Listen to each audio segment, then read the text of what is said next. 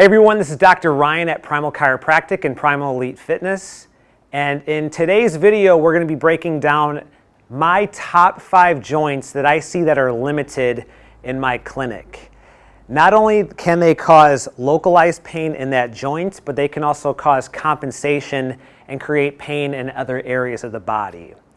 So this series is going to be talking about little take-home tests to see if you have the range of motion or not.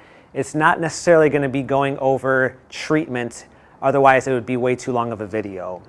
So we're going to start it from the ground moving up. For number 1, it's the ankle, and we're going to be talking about something called ankle dorsiflexion. Now when you don't have proper ankle dorsiflexion, this can completely throw off your gait or your running and walking patterns and create pain not only in that area, but going up the chain. A nice test that you can try out at home is getting a TheraBand and put it under the ball of the foot.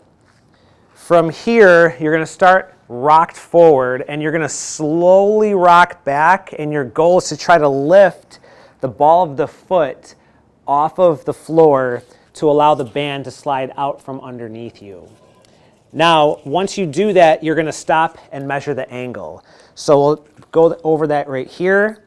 I'm going to slowly rock back, trying to lift that ball off, and I'm going to stop. So I'm at about 120, 130 degrees. This would be 90.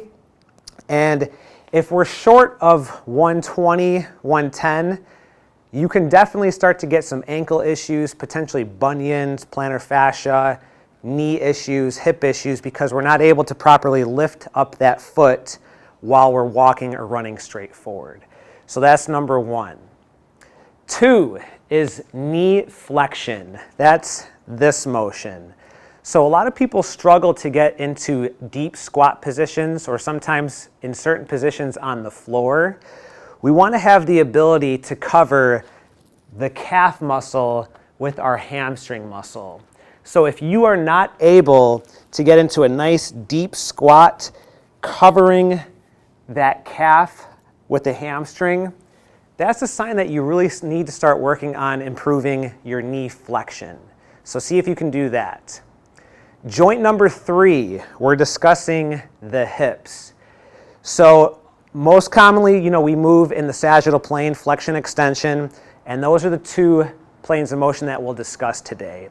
For hip flexion, if you're limited in this, it's hard to, bend over, pick things up. It's hard to tie your shoes, and that can easily compensate into the back as well.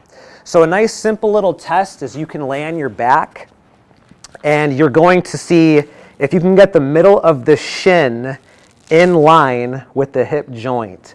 For a lot of people that come into the clinic, they get stuck very early, and that's a sign that they have very limited hip flexion, which again can either cause pain in that area or pain in other areas of the body.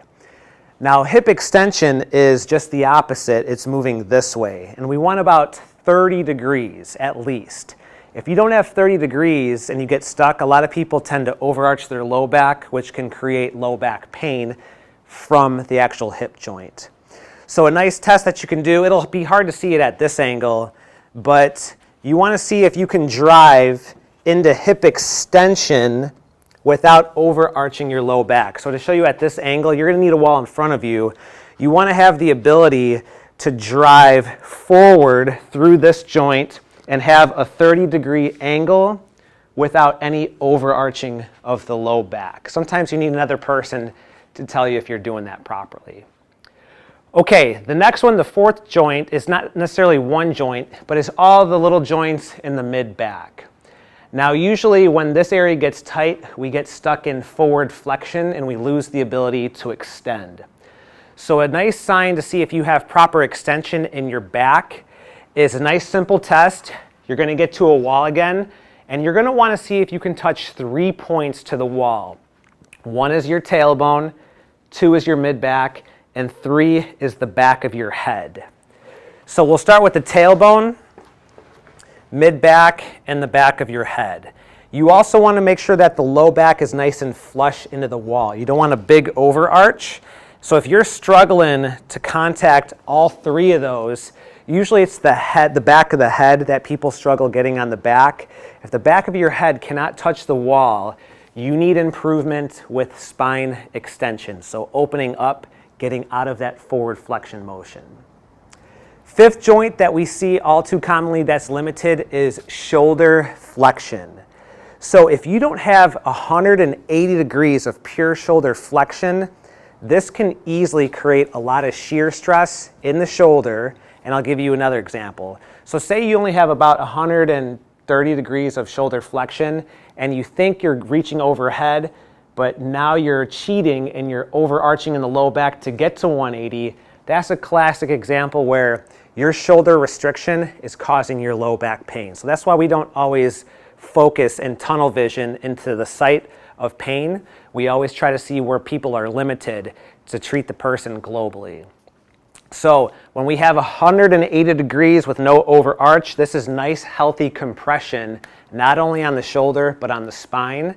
And again, we're not going to be giving you the treatment remedies today. If you guys have any additional questions on how we treat, make sure you contact us. But these are 5 areas that you could test on yourself. And if you have good mobility in these areas, it'll really help eliminate pain and discomfort.